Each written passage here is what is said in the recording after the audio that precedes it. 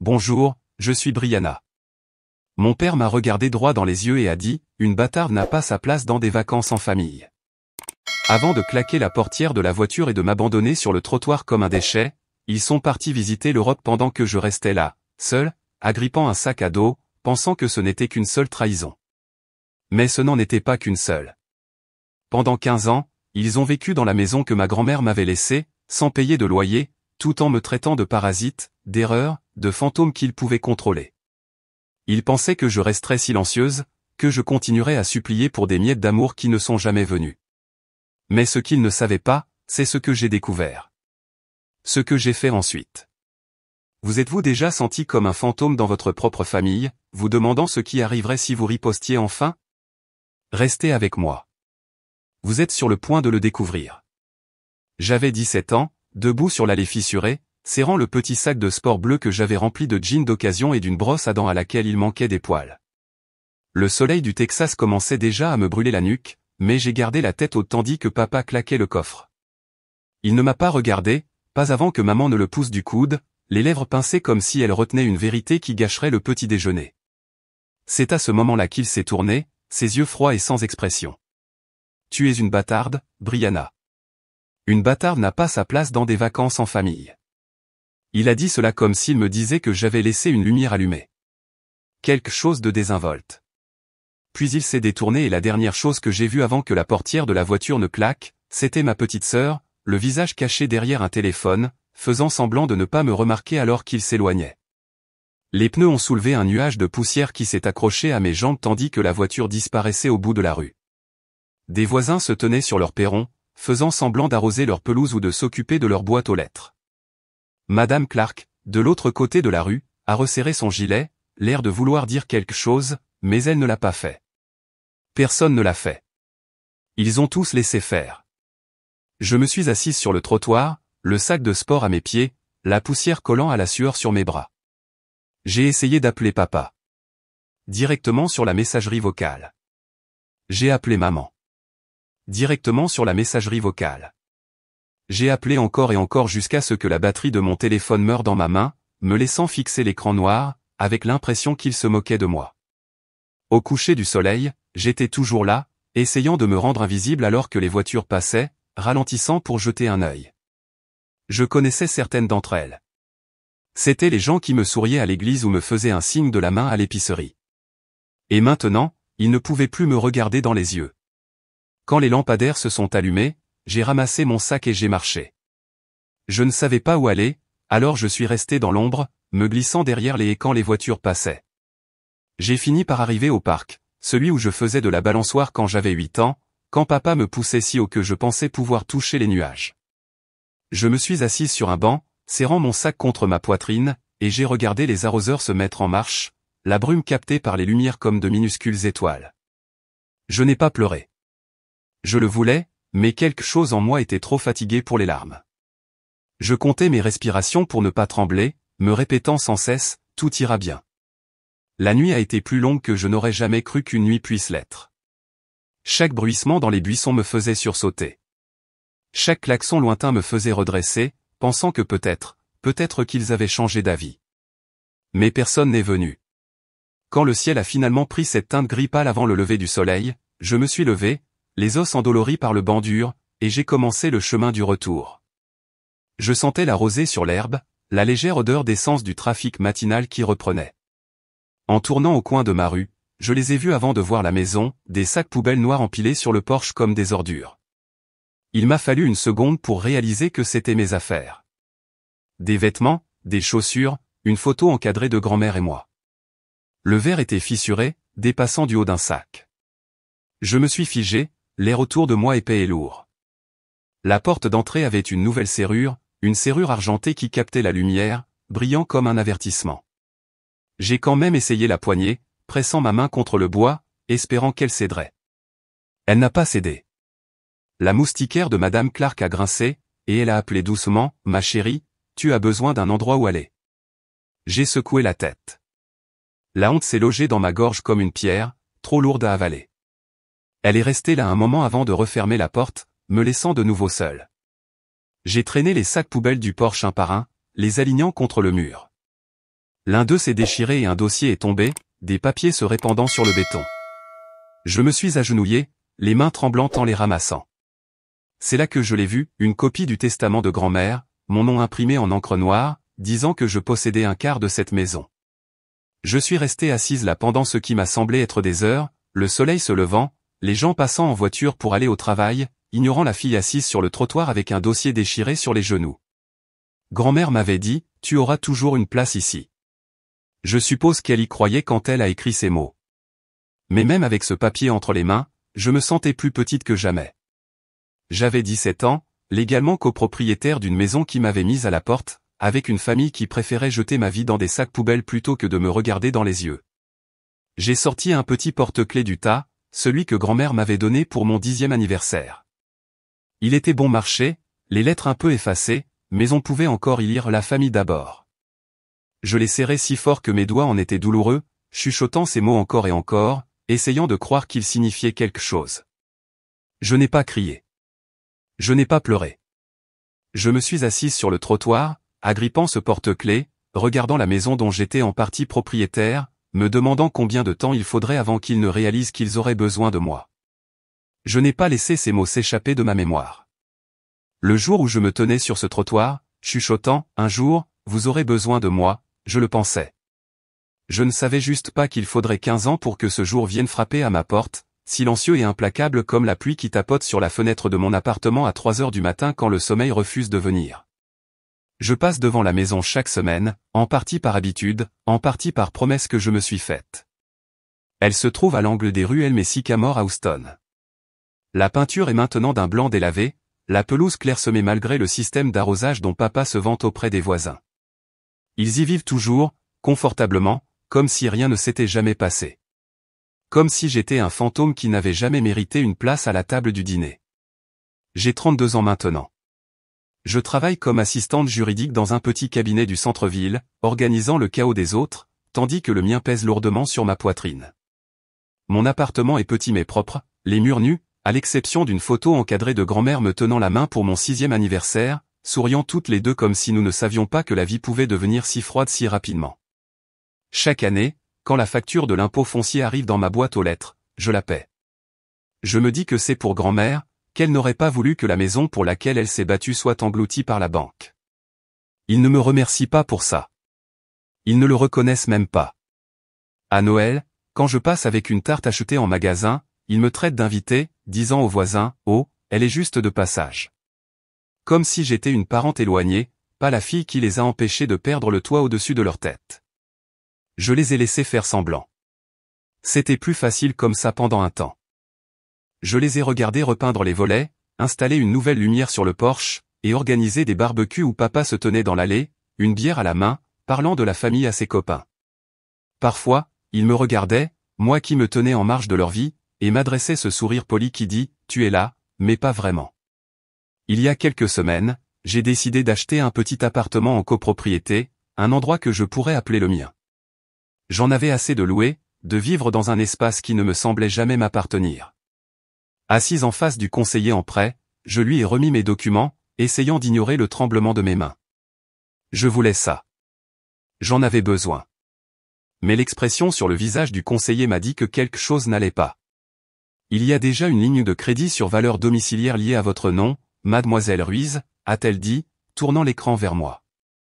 Mon nom était là, lié à une adresse que je ne connaissais que trop bien, la maison des rues Elm et Sycamore. Je ne me souviens pas d'avoir conduit pour rentrer ce jour-là. Le monde est devenu flou, mes doigts engourdis sur le volant. Dans mon salon, j'ai sorti les papiers, lisant les petits caractères jusqu'à ce que les mots se transforment en parasites. La signature de mon père était sur les documents, audacieuse et familière. La même signature qui signait mes bulletins scolaires. Ils avaient utilisé mon nom, mon numéro de sécurité sociale, pour obtenir de l'argent pour leur rénovation à celle dont ils se vantaient auprès de tout le monde. Le nouveau Porsche, le système d'arrosage, les vacances qu'ils prenaient. Tout cela financé par la part de moi qu'ils n'ont jamais reconnue.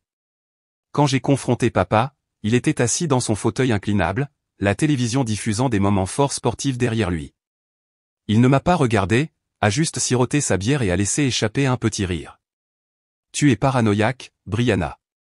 Toujours à faire des histoires pour rien. J'ai brandi les papiers, ma voix stable. Vous avez utilisé mon nom, mon crédit, sans me demander. Il a posé sa bière, se penchant en avant avec ce regard qui me faisait autrefois reculer. Tu devrais être reconnaissante qu'on te laisse venir du tout. Tu te souviens quand on t'a laissé derrière? Peut-être que tu devrais réfléchir à la raison pour laquelle c'est arrivé. Maman n'a pas dit un mot, elle a juste continué à plier le linge dans un coin, les yeux fixés sur la télévision. Mes frères et sœurs étaient là aussi, les bras croisés, faisant écho à ses paroles par leur silence. Tu as de la chance de ne pas être à la rue, a marmonné mon frère, sans me regarder dans les yeux. Après tout ce que nous avons fait pour toi, a ajouté ma sœur, la voix tranchante, tu vas nous sortir ça maintenant. La pièce semblait petite, l'air épais, mais je n'ai pas reculé cette fois. Je n'ai pas laissé la vieille peur s'insinuer. J'ai plié les papiers, les ai glissés dans mon sac à main, et je suis sorti par la porte d'entrée, leurs mots collant à ma peau comme de l'humidité. Ce soir-là, je me suis garé de l'autre côté de la rue, phares éteints, observant la maison tandis qu'ils se déplaçaient à l'intérieur, les lumières s'allumant de pièce en pièce. Je suis sorti de la voiture, j'ai marché jusqu'à la clôture, pressant ma main contre le bois rugueux. Le clair de lune attrapait les contours de la maison, lui donnant un air presque paisible. J'ai fait une promesse alors, une que j'ai chuchotée dans la nuit pour que seul moi puisse l'entendre. Vous ne m'effacerez pas. Pas cette fois. Je n'allais pas crier. Je n'allais pas me battre selon leurs règles. J'en avais fini de les laisser définir ce que signifiait la famille, fini de les laisser décider si j'avais ma place. Alors que je me tournais pour partir, la lumière du porche s'est éteinte, plongeant la cour dans l'obscurité. Je n'ai pas tressailli. Je ne me suis pas précipité. En retournant à ma voiture, j'ai fermé les yeux un instant, laissant l'air humide remplir mes poumons. Je savais ce que je devais faire. Je n'étais plus cette jeune de 17 ans abandonnée sur le trottoir. J'étais plus forte maintenant. Plus silencieuse, mais plus forte. Je me suis éloigné de cette maison, les lampadaires défilant dans un flou, me chuchotant à moi-même, vous verrez ce qu'un parasite peut faire. Ce n'était pas une menace que je comptais leur crier. C'était une promesse silencieuse que je me faisais, du genre de celle qui reste logée sous vos côtes jusqu'au jour où vous la tenez. Je me suis garé devant mon appartement, laissant le moteur faire son tic-tac en refroidissant, les mains posées sur le volant jusqu'à ce que la tension dans mes épaules se relâche suffisamment pour que je puisse bouger. En haut, je n'ai pas pris la peine d'allumer la télévision ou la radio pour me tenir compagnie. Le silence me semblait être un compagnon ce soir-là, alors que je laissais tomber mes clés sur le comptoir et sortais la boîte d'archives de sous la table de la cuisine. La lumière du plafonnier a vacillé, mais je m'en fichais. J'ai étalé les papiers sur la table, de vieux actes de propriété, des formulaires fiscaux jaunis, des lettres de ma grand-mère avec son écriture soignée, et des copies de documents que j'avais discrètement demandés au bureau du greffier du comté au fil des ans. J'ai suivi son écriture avec mon doigt, me souvenant comment elle glissait des petits mots dans ma boîte à déjeuner avec un visage souriant et la famille d'abord, ma chérie. Je voulais croire que cela signifiait quelque chose, même si le reste d'entre eux ne l'a jamais cru. J'ai aligné les signatures, l'une à côté de l'autre, scrutant les boucles des lettres et l'angle de l'inclinaison. La signature de mon père sur les papiers de crédit immobilier ressemblait trop à celle sur les formulaires de transfert de fiducie du compte de grand-mère, des documents que j'avais trouvés dans un tiroir fermé à clé après son décès. L'idée m'a frappé lentement, comme de l'eau froide coulant le long de ma colonne vertébrale, que les fonds destinés à mes études universitaires avaient été drainés petit à petit sous l'étiquette de dépenses familiales ou des dépenses familiales qui ressemblaient étrangement à un nouveau VUS dans l'allée. Des photos de vacances d'eux souriant à Rome alors que j'avais 17 ans et que je me tenais sur cette allée, seul avec un sac à dos qui glissait de mon épaule, trop honteuse pour frapper à la porte d'un voisin pour demander de l'aide. Leur rire devant des assiettes de pâtes en Italie avait été financé par l'avenir dont on m'avait dit que je n'étais pas assez intelligente pour en avoir besoin. J'ai appuyé mes paumes à plat sur la table, laissant la trahison s'installer là où elle devait être, dans l'espace entre le deuil et la résolution. Je n'allais pas laisser cela me briser. Pas cette fois. Mon téléphone a vibré avec un avertissement de batterie faible, me rappelant de le brancher. Je me suis déplacé vers le petit salon, fouillant dans des boîtes que je n'avais pas ouvertes depuis des années, à la recherche de celles marquées grand-mère.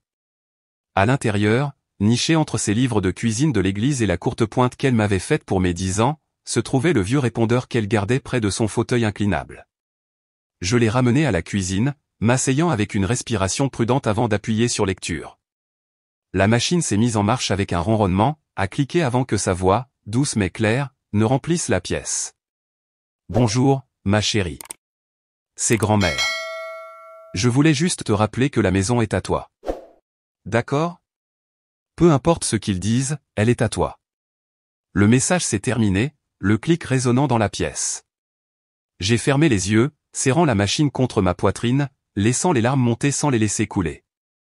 La validation peut ressembler à une blessure qui se rouvre, mais c'est aussi comme si de l'air se précipitait à nouveau dans vos poumons quand vous ne saviez pas que vous aviez cessé de respirer.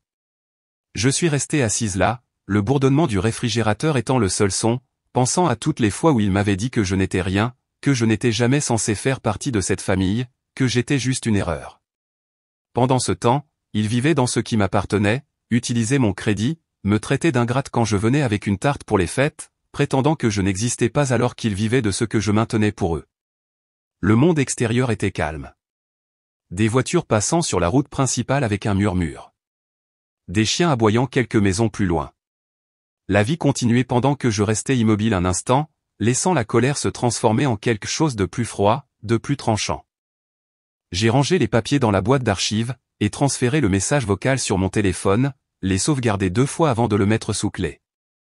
Je me suis tenu près de la fenêtre, regardant la rue sombre, le lampadaire jetant une lueur pâle sur le trottoir fissuré. Vous avez volé ma place. Vous avez pris mon avenir.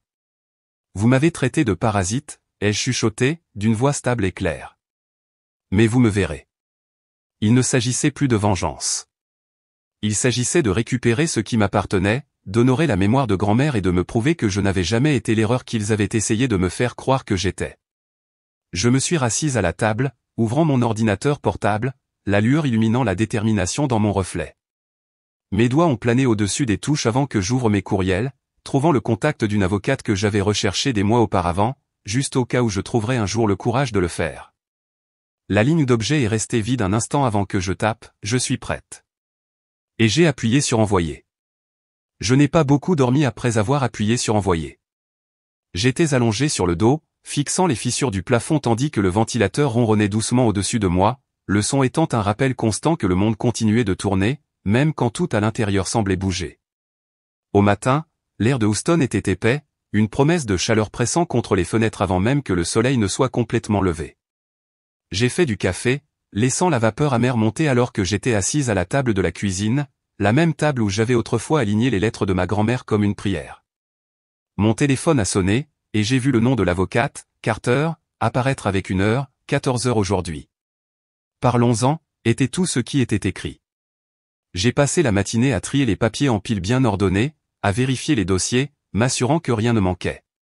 Chaque document semblait plus lourd que du papier ne devrait l'être, comme s'il portait le poids de chaque fois où j'étais restée silencieuse lors des réunions de famille pendant qu'ils riaient, se passant des photos de leur voyage, me qualifiant de la silencieuse, comme si c'était tout ce que je serais jamais.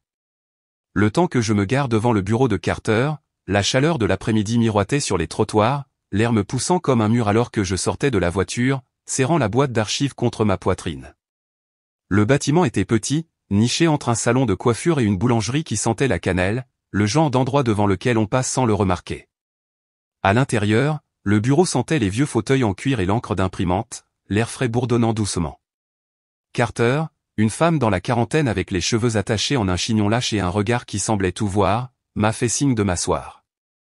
J'ai posé la boîte sur la table entre nous et l'ai ouverte, étalant les papiers et la transcription imprimée du message vocal de ma grand-mère.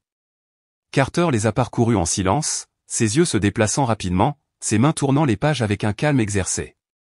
Puis elle a levé les yeux, son expression se crispant.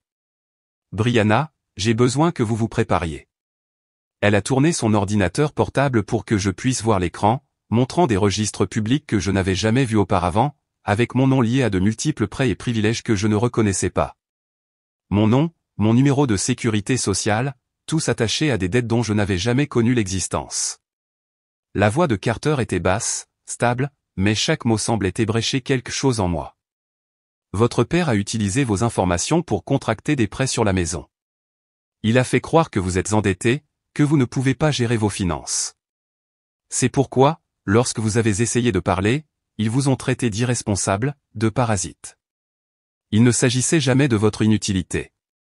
Il s'agissait pour eux de brouiller les pistes. J'ai essayé d'avaler, mais ma gorge était sèche. Des souvenirs ont ressurgi, la voix de mon père pendant ses dîners de fête me disant d'être reconnaissante, que je devrais être heureuse qu'il me laisse venir, les regards dédaigneux de mes frères et sœurs, la façon dont il souriait en coin et changeait de sujet chaque fois que je mentionnais mes factures, mes difficultés, agissant comme si j'étais incompétente. Ils se sont servis de moi, ai-je réussi à dire, ma voix à peine plus qu'un murmure. Pendant tout ce temps, a acquiescé Carter, tapotant l'écran, affichant un autre document. Et ce n'est pas tout. Ils sont en train de vendre la maison. D'ici 60 jours, elle appartiendra à une société d'investissement. Ils ont utilisé une procuration avec votre signature pour signer la vente. J'ai fixé le document, voyant mon nom en écriture soignée, une copie parfaite de la façon dont je signais les cartes d'anniversaire, la façon dont je signais les mots de remerciement aux voisins. Cette familiarité m'a rendu malade. Ils ont falsifié ma signature, ai-je dit, chaque mot lent, délibéré, la colère commençant à consumer le choc. C'est exact, a confirmé Carter, son ton stable mais sympathique. Il prévoit de partir avec l'argent en vous laissant sans rien. Je me suis levé brusquement, la chaise raclant contre le sol. J'avais besoin d'air. Carter ne m'a pas arrêté alors que je sortais, laissant la porte se refermer derrière moi. La chaleur m'a frappé, l'humidité m'enveloppant alors que je m'appuyais contre le mur de briques, pressant ma main contre lui pour me stabiliser. Les larmes sont venues, chaudes et rapides, coulant sur mes joues alors que je me laissais tout ressentir pour la première fois. Chaque insulte, chaque mensonge, chaque dîner où l'on m'avait fait sentir inférieur, chaque regard qui me disait que je n'étais pas assez. J'ai laissé les larmes couler parce que c'était la dernière fois que je pleurerais pour eux. Ils ne me prendront pas ça, me suis-je chuchoté, laissant les mots me donner de l'aplomb.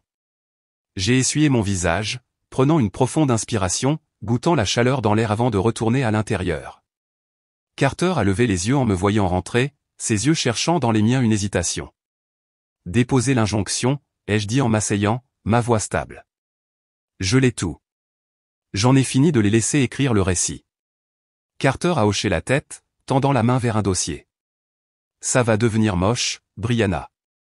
Êtes-vous prête pour ça?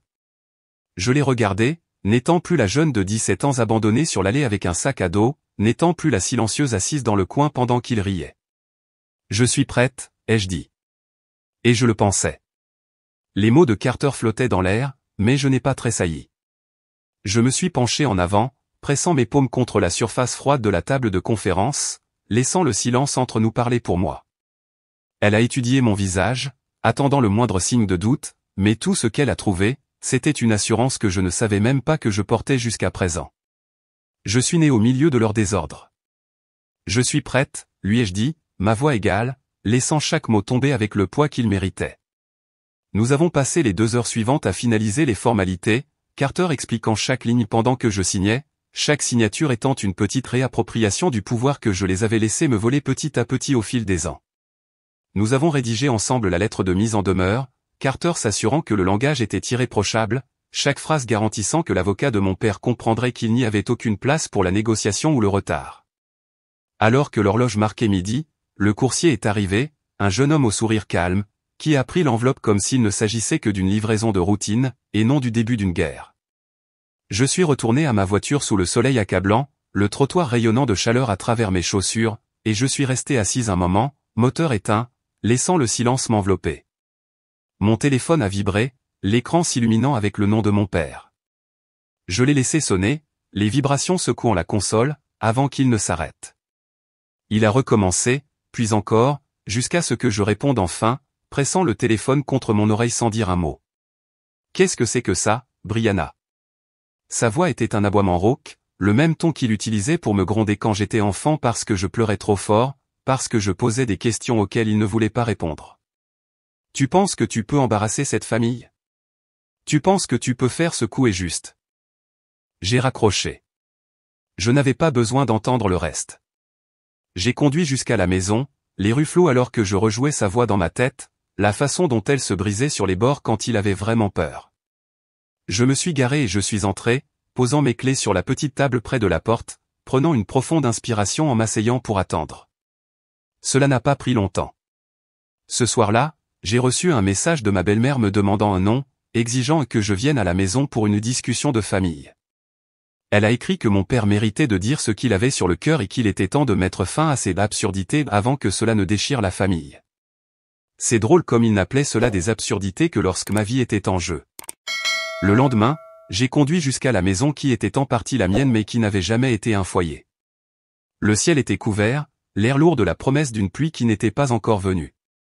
Je me suis garé de l'autre côté de la rue, restant assise un moment avant de sortir, lissant ma chemise, levant le menton en traversant la route.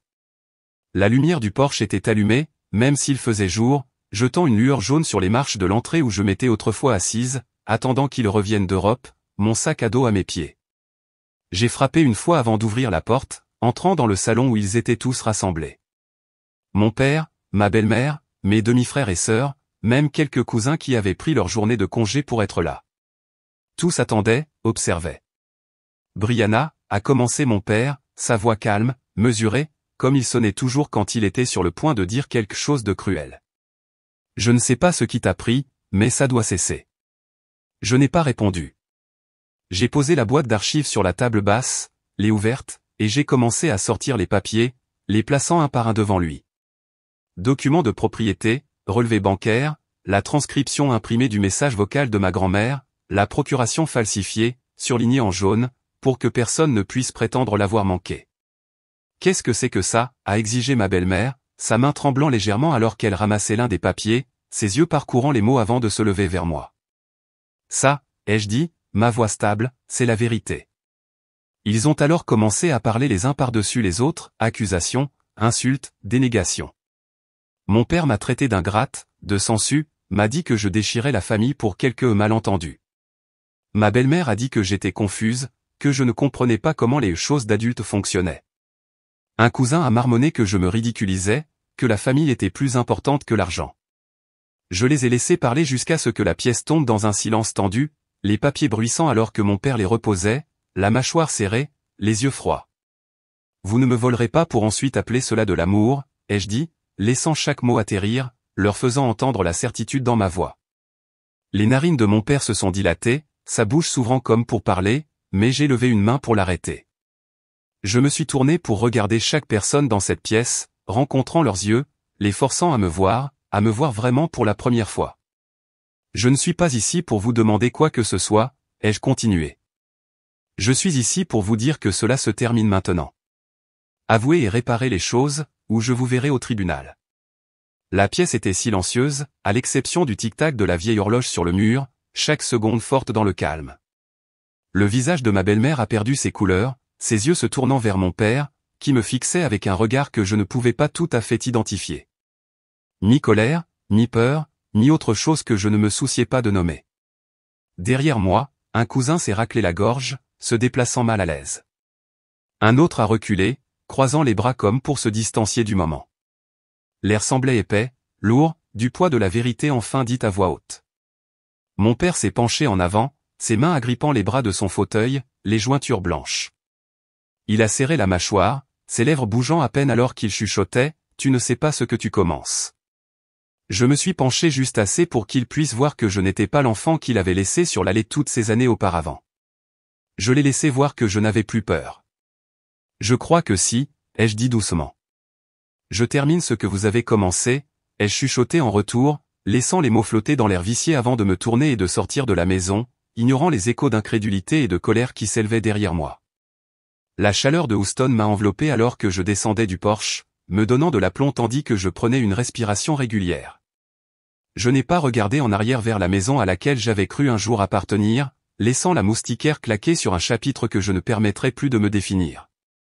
Le lendemain matin, je me suis réveillé avant l'aube, la ville encore silencieuse à l'extérieur de ma fenêtre alors que je faisais du café, la tasse réchauffant mes mains pendant que je parcourais les courriels que Carter avait envoyés pendant la nuit. La mise en demeure avait été reçue, le silence qui a suivi ressemblait au calme avant une tempête que je savais imminente. À midi, j'ai senti les ondes de leurs représailles. Une voisine que je connaissais depuis mon enfance n'a pas voulu croiser mon regard en me croisant sur le trottoir, tirant son chien plus près d'elle, la mâchoire serrée. À l'épicerie du coin, Madame Clean, qui m'avait toujours glissé un biscuit supplémentaire dans la main quand j'étais petite, m'a évité, faisant semblant de s'occuper des couvercles de café alors que je me tenais derrière elle. À l'église le dimanche, les hochements de tête et les petits sourires habituels ont été remplacés par des épaules tournées et des conversations à voix basse qui s'arrêtaient dès que je passais. Les murmures étaient assez forts pour être entendus sans mots, elle en veut à la maison familiale. Elle est avide. Elle est instable. Plus tard dans l'après-midi, assise sur mon canapé avec une pile de courriers non ouverts à côté de moi, mon téléphone a vibré avec un message d'Alex, mon cousin, qui s'était toujours tenu à l'écart des drames familiaux jusqu'à présent. Brianna, tu dois voir ça. En pièces jointes se trouvaient des captures d'écran d'une discussion de groupe familial dans laquelle je n'avais jamais été incluse, les messages défilant comme un accident au ralenti sur mon écran. Les mots de mon père m'ont frappé le plus durement, elle essaie de tout nous prendre. Nous devons gérer ça avant que les tribunaux ne s'en mêlent. La réponse de ma belle-mère, on la fera signer d'une manière ou d'une autre. Elle ne s'en rendra même pas compte. Le dernier message d'Alex, il prévoit de falsifier à nouveau ta signature. Je suis désolé. J'ai posé le téléphone, la pièce basculant un instant alors que la trahison pressait contre mes côtes comme un poids que je ne pouvais pas secouer. Je suis resté assise dans ce silence, laissant la vérité s'installer, laissant la douleur me consumer entièrement jusqu'à ce qu'il ne reste plus qu'une certitude froide et claire. Il ne me briserait pas. Il ne s'en tirerait pas comme ça. Ce soir-là, j'ai appelé Carter, sa voix calme à l'autre bout du fil me donnant de l'aplomb alors que j'expliquais ce que j'avais appris. Elle n'a pas interrompu, a juste écouté pendant que je lui exposais les captures d'écran, les rumeurs, le plan pour voler ce qui m'appartenait avant que la loi ne puisse me protéger.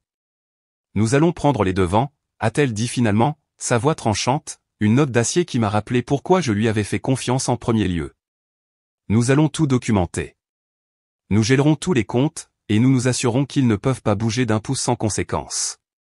J'ai hoché la tête même si elle ne pouvait pas me voir, regardant par la fenêtre alors que les lampadaires s'allumaient un par un, les voitures passant en dessous comme des respirations régulières dans la nuit calme. Merci, ai-je réussi à dire, ma voix basse mais stable.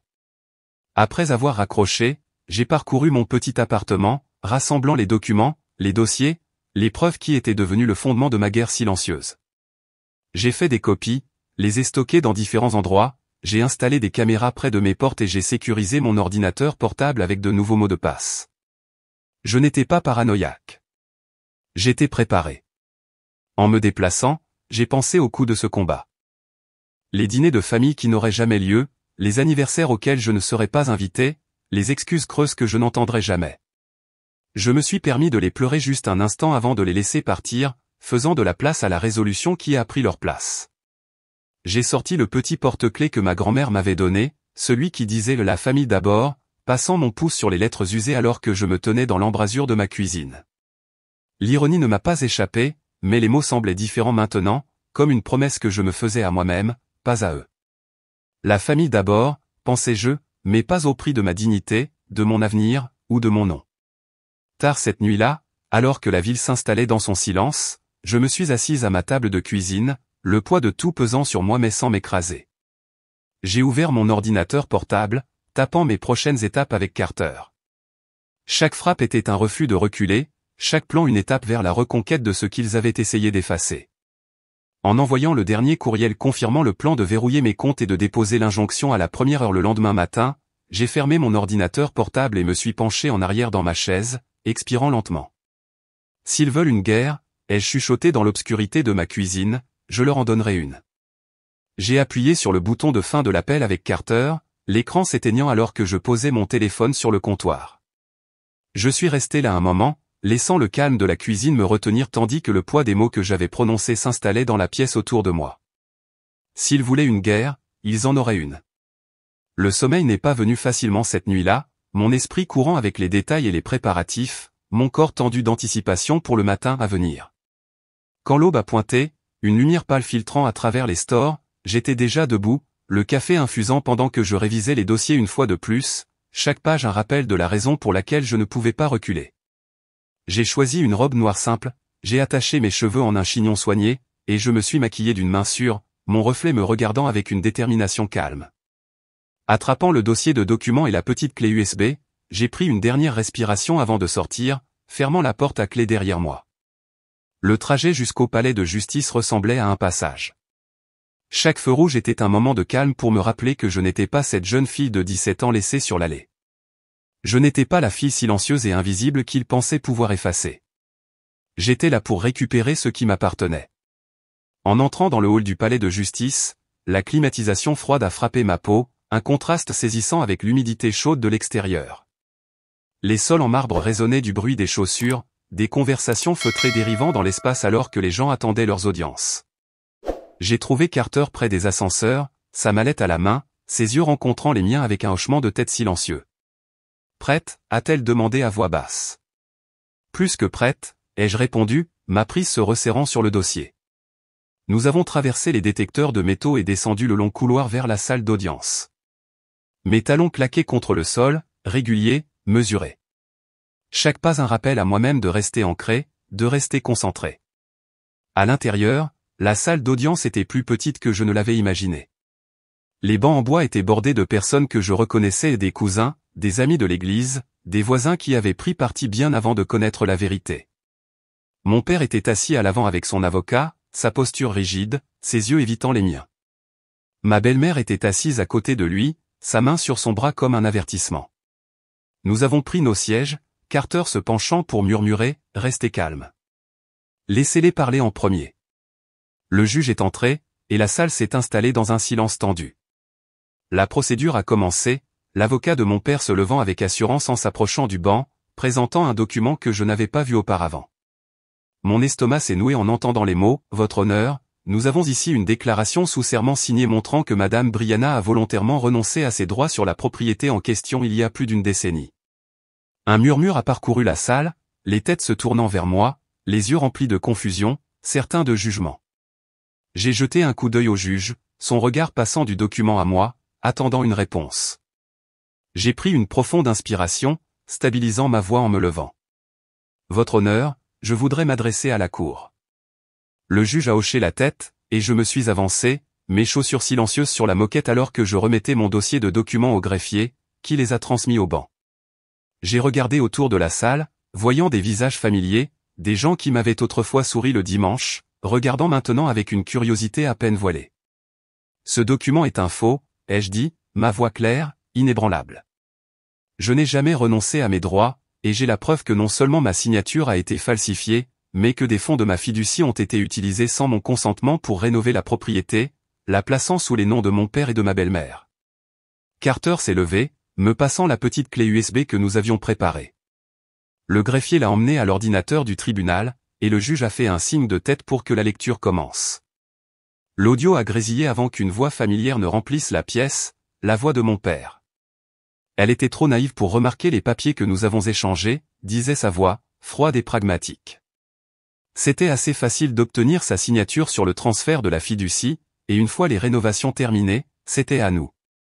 Des halètements ont parcouru la salle, des murmures s'élevant alors que les gens échangeaient des regards, leurs yeux se déplaçant de moi à mon père, qui était assis, figé, son visage pâle, sa bouche se resserrant alors que l'enregistrement continuait. « Elle pense qu'elle a une revendication, mais elle ne sait pas de quoi elle parle, » disait encore sa voix, chaque mot tranchant le silence comme une lame. Quand l'enregistrement s'est terminé, la salle d'audience semblait chargée, l'air épais d'incrédulité et de la piqûre de la réalité s'installant dans tous les coins. L'avocat de mon père a essayé de parler, trébuchant sur ses mots, mais le juge a levé la main, le faisant taire. J'ai regardé mon père, rencontrant ses yeux pour la première fois depuis des mois. Il y avait quelque chose de nouveau là, de la peur, de l'incertitude, la réalisation que le récit qu'il avait forgé s'effondrait devant des témoins qu'il avait crus sans poser de questions. Je n'ai pas jubilé. Je n'ai pas souri. Je suis resté là, laissant la vérité parler plus fort que tout ce que je pouvais dire, laissant le poids de sa trahison être témoigné par les gens qui chuchotaient autrefois dans mon dos. Le juge s'est raclé la gorge, s'adressant à l'avocat de mon père. Nous allons prendre une suspension d'audience pour examiner ces nouvelles preuves. Je vous suggère, à vous et à votre client, de préparer une explication claire pour ces allégations. Alors que le juge sortait, la salle a éclaté en murmures, les gens s'agitant sur leurs sièges, leurs yeux allant de moi à mon père. Ma belle-mère a tendu la main vers la sienne, mais il l'a retirée, la mâchoire serrée, les yeux évitant les miens alors qu'il rassemblait ses papiers avec des mains tremblantes. Je me suis tourné pour partir, Carter à mes côtés, sa main sur mon épaule en signe de soutien silencieux. Alors que nous entrions dans le couloir, le bourdonnement de la conversation derrière nous, j'ai entendu la voix de mon père appeler mon nom, tranchante, désespérée. Brianna. Je ne me suis pas arrêté. Je ne me suis pas retourné.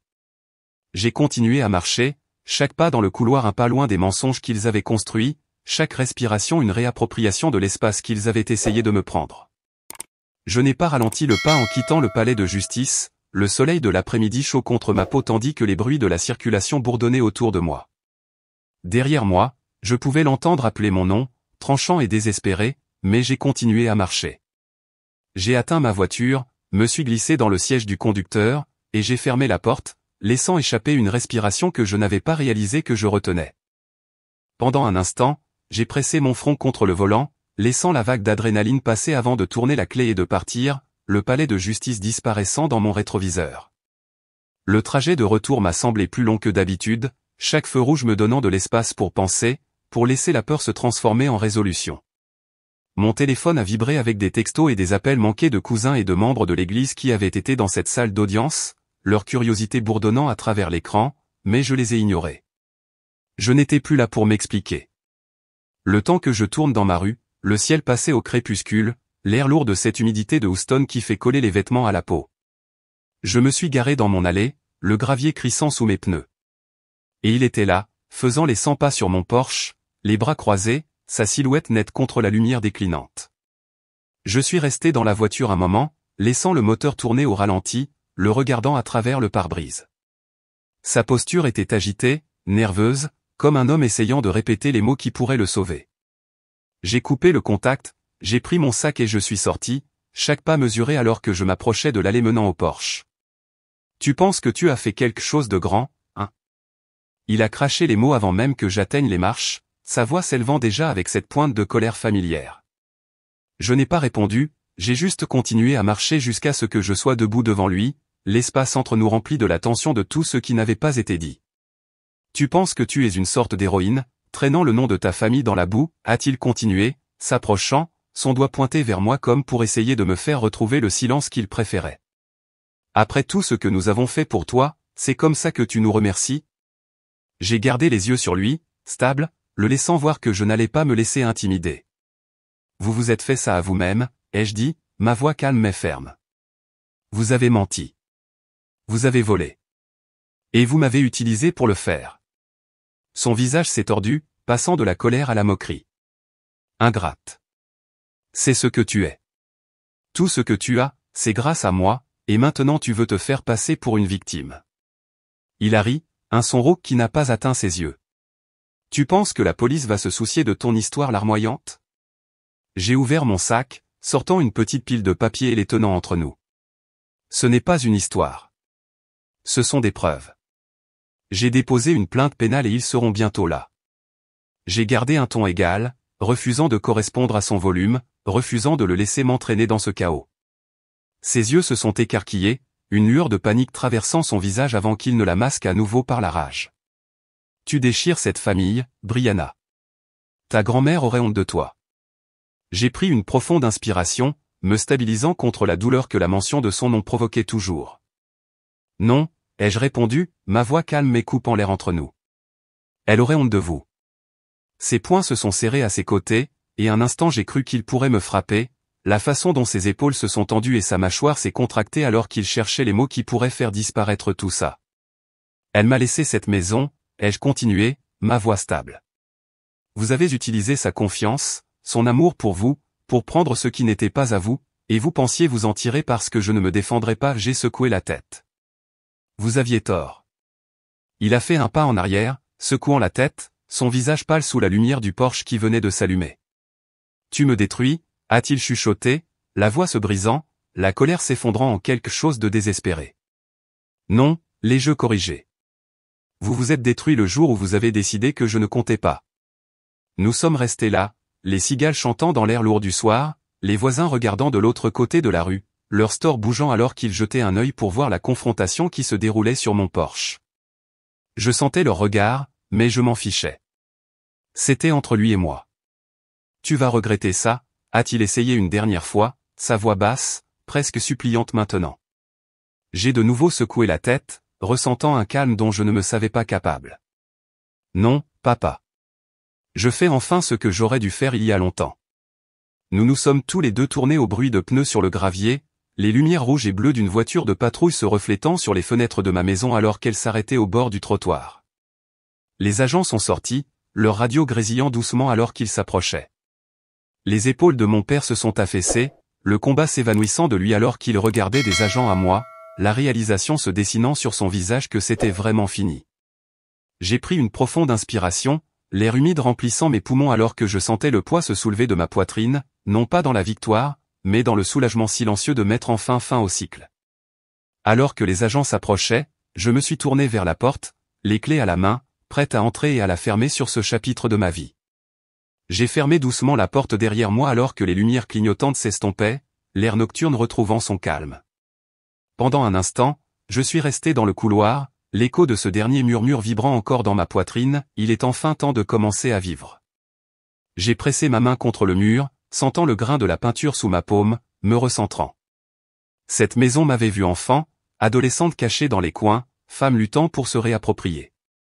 Maintenant, ce n'était que moi. Pas d'ombre attendant de bondir. Pas de bruit de pas dans le couloir me rappelant le pouvoir que je n'avais pas. Le matin est venu doucement, la lumière du soleil glissant à travers les rideaux, atterrissant sur mon oreiller. Je me suis réveillé au son des oiseaux à l'extérieur, pas à la vibration des menaces sur mon téléphone ou au poids du silence qui m'oppressait. Je me suis assise lentement, enroulant la couverture autour de mes épaules en marchant vers la cuisine, le plancher en bois frais sous mes pieds. J'ai préparé une tasse de café et je me suis tenu près de la fenêtre, regardant la lumière se répandre sur la clôture, respirant la promesse d'un nouveau jour. Le téléphone a sonné, sa tonalité aiguë dans le silence, mais cette fois je n'ai pas hésité à répondre.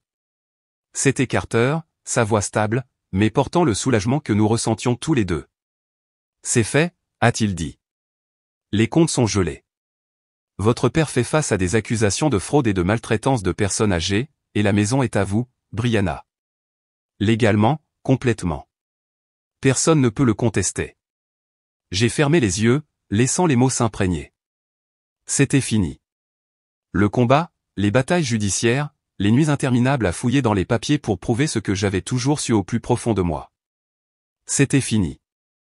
Je l'ai remercié, promettant de le rencontrer plus tard pour les dernières signatures, et j'ai raccroché, posant le téléphone sur le comptoir avec un calme prudent.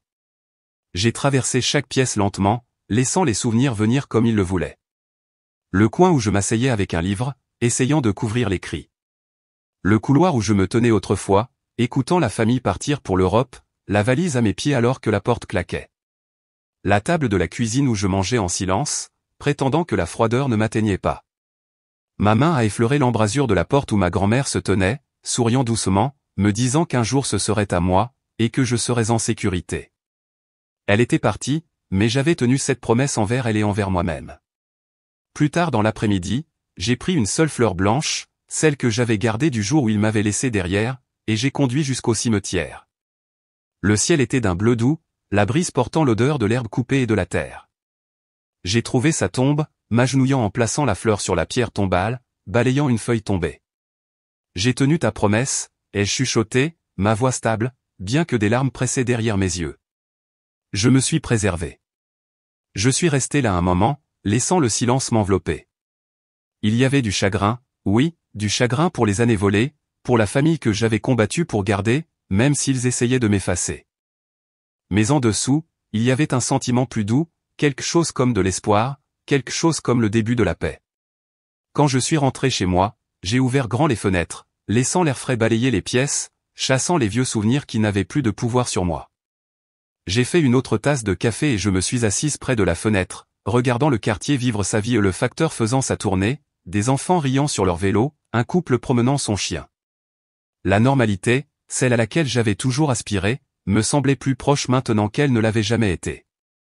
Alors que la caméra s'allumait pour mon dernier message, je l'ai regardé, soutenant le regard de ceux qui se retrouveraient dans mon histoire. Parfois, ai-je commencé, ma voix douce mais ferme, le silence de votre famille est la trahison la plus bruyante que vous n'affronterez jamais.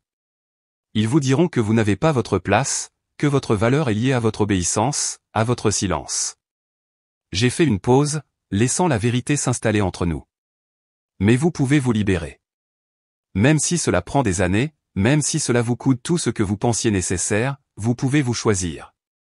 Je me suis légèrement penché en arrière, expirant, laissant la tension quitter mes épaules. Vous êtes-vous déjà senti comme un fantôme dans votre propre famille? Qu'avez-vous fait pour vous réapproprier votre voix, ai-je demandé, laissant la question être une invitation, une porte s'ouvrant pour d'autres qui avaient besoin de parler. Alors que le soleil déclinait, jetant une lumière chaude sur le sol, j'ai éteint la caméra et je suis resté assise un moment dans le silence. Un silence qui semblait mérité, pas imposé. Cette maison, ces pièces, ma vie, elles étaient miennes maintenant, non pas parce que quelqu'un me les avait données, mais parce que je m'étais battu pour elles, pour moi-même. J'ai levé mon café, prenant une lente gorgée. La chaleur me recentrait, le goût me rappelant que la vie pouvait être simple, même dans sa complexité. J'ai souri, non pas parce que tout était parfait, mais parce que c'était enfin, irrévocablement, à moi.